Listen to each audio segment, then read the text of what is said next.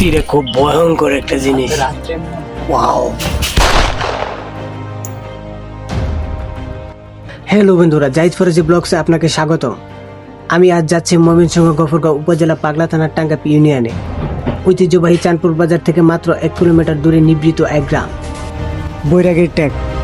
লুকচুকুর আড়ালে লুকিয়ে আছে ব্রিটিশ আমলের এক প্রাচীন পারিবারিক মঠ। এলাকাবাসী বলেন এর বয়স 150 থেকে 200 বছর, কিন্তু সঠিক ইতিহাস আজও এক রহস্য।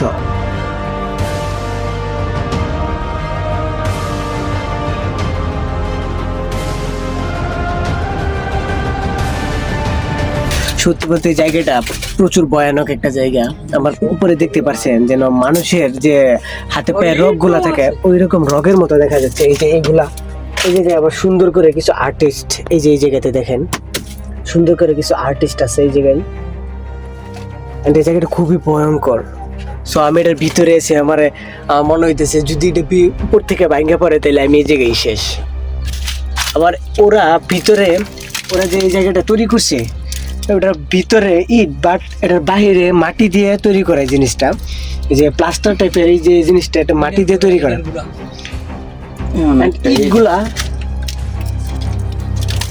ওরে ভাই,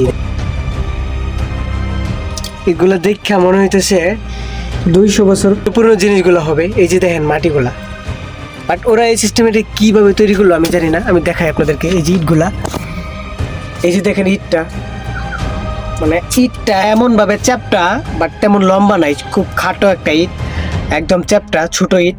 এগুলো ইট আগের আমলে ছিল বাট এই আমলে নাই। এখন ইটগুলো অনেক বড় বড়। হিন্দুদের একটা আস্তানা ছিল, বাট এই জায়গায় দেখেন একটা আর্টিস্ট, এই যে এই জায়গায় একটা আর্টিস্ট আছে এই জায়গায়। সত্যি খুব ভয়ঙ্কর একটা জিনিস। ওয়াও। এই মঠটির গঠনশৈলী বলে দেয় এটি ব্রিটিশ আমল বা মধ্যভাগের শেষের দিকে নির্মিত। ইটের কারুকার্য আর চুন সুরকি এই গাঁথনি জানান দিচ্ছে তৎকালীন হিন্দু জমিদার বা প্রভাবশালী কোনো পরিবারের বিত্ত বৈবের কথা।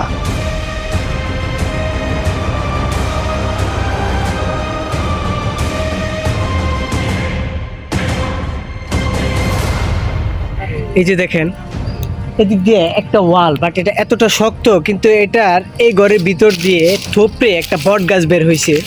চারদিক দিয়ে কিন্তু বট গাছটা দেখতেই পাচ্ছেন আমার পিছনে যে জিনিসটা, এটা আসলে বেশ অনেক দিনের পুরনো। এটা হিন্দুদের একটা আস্তানা ছিল।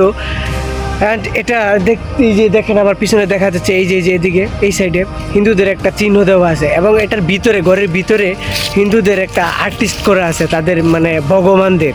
বৈরাগী ট্যাগ এই মঠটি একসময় হয়তো দুপুর দোয়া আর সঙ্গের ধ্বনিতে মুখরিত থাকতো। আজ সেখানে শুধুই নীরবতা। এই প্রাচীন মঠকে পরম মমতায় অথবা শক্তবাদনে আটকে রেখেছে শতবর্ষী এক বিশাল বট গাছ।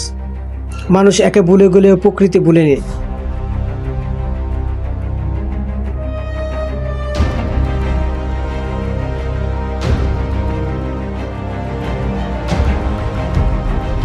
স্থানীয়দের কাছে এই মঠটি নির্মলকাল জানতে চাইলে পাওয়া যায় মিশ্র উত্তর। কেউ বলেন এটি তার বাপদাদার আমলের আগের, আবার কেউ বলেন এর বয়স 200 বছর ছাড়িয়ে গেছে। তবে কোনো লিখিত দলিল বা শিলালিপি না থাকায় এর সঠিক ইতিহাস এখনও অজানাই রয়ে গেছে। এই মঠগুলো সাধারণত পারিবারিক উপাসনার জন্য বা মৃত পূর্বপুরুষের স্মরণে নির্মাণ করা হতো। বৈরাগী ট্যাগ এই মঠটি সম্ভবত একটি স্মৃতি মঠ বা পারিবারিক মন্দির।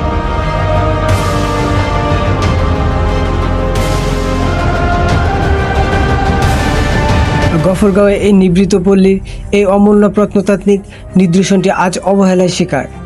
রক্ষণাবেক্ষণের অভাবে এর কারুকার্য খসে পড়ছে।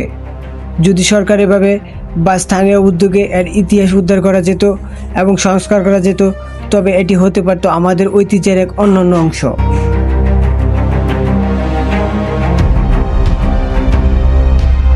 পুরনো স্থাপত্য মানে কেবল ইট পাথর নয়, এর সাথে মিশে থাকে একটা জনপদের সংস্কৃতি বিবর্তনের গল্প।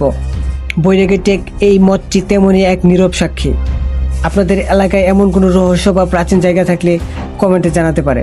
এরকম আরো ডকুমেন্টারি ভিডিও পেতে আমার পেজটা ফলো দিয়ে পাশে থাকুন, এবং আমার ইউটিউব চ্যানেল আছে জাহিদ ফরাজি ব্লগস, ওইটা সাবস্ক্রাইব করে আমার পাশেই থাকুন। ধন্যবাদ সবাইকে।